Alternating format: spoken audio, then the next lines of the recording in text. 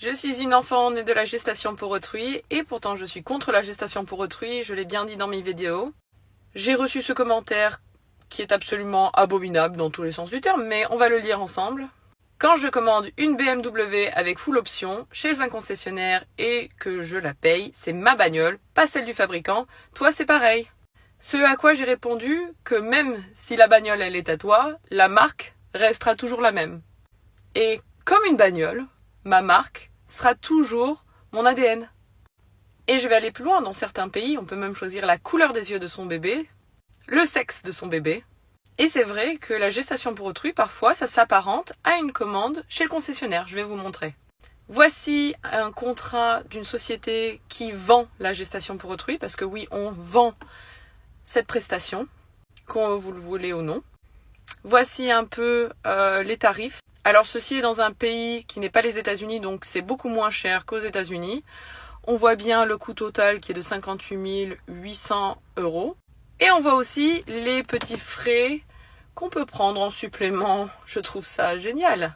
Donc par exemple, si vous voulez que le sperme soit nettoyé de VIH et de l'hépatite, ce n'est pas compris dans le prix, vous devez payer 4 850 € en plus. Heureusement que l'assistante à la procédure d'obtention de l'acte de naissance est inclus dans le prix.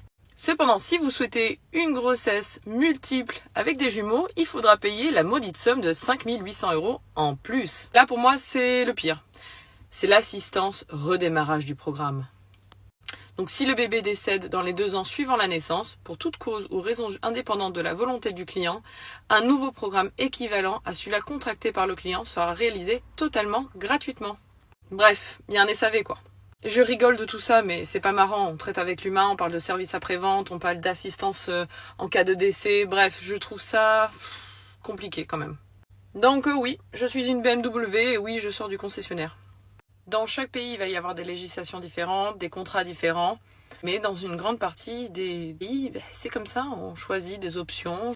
On peut choisir la couleur des yeux des enfants, on peut choisir le sexe de l'enfant. Et je vais être très crue dans ce que je vais dire. Mais tout ça n'est pas du tout naturel. On est 7 milliards sur Terre et on est encore en train de trafiquer la génétique. Voilà. Je suis un enfant né de la gestation pour autrui, mais pourtant, je suis contre la gestation pour autrui et j'espère bien qu'elle arrivera jamais en France. Fanny m'a posé une très bonne question en me demandant pourquoi je suis contre du coup, vu que je suis un enfant né de ce processus. Je vais vous donner les 4 raisons pour lesquelles je suis contre la gestation pour autrui, dite la GPA. 1. On parle de commercialisation du corps humain quand même, ce qui est pour moi une aberration totale. Oui, une mère porteuse va vendre son corps pour un service. Pourquoi est-ce que la prostitution serait illégale en France, mais la gestation pour autrui est légale? Ça n'a pas de sens. Et puis on peut penser à une exploitation économique des femmes les plus défavorisées. Une femme qui est en détresse financière pourrait vendre son corps pour donner naissance à un bébé, pour éponger ses dettes. Quand on y pense, c'est vraiment horrible. En 2, il y a assez d'enfants sur cette terre, dans les orphelinats, dans les foyers. Adopter, c'est la meilleure option selon moi. En 3, la violation juridique de la dignité d'une personne. Dans la gestation pour autrui, en fait, les 2 parties sont liées par un contrat, où on va donner quelque chose à l'autre contre des frais ou des dédommagements.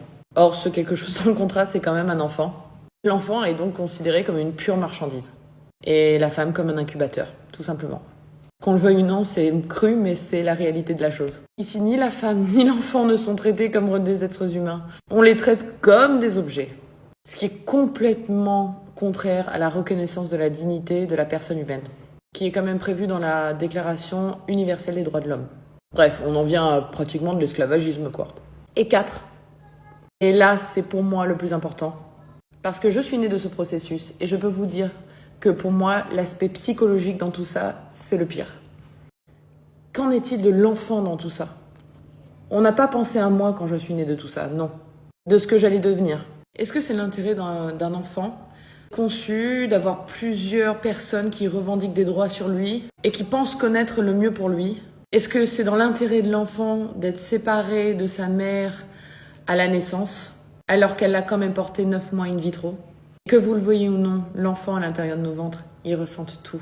Il y a un lien déjà dans le ventre avec la mère.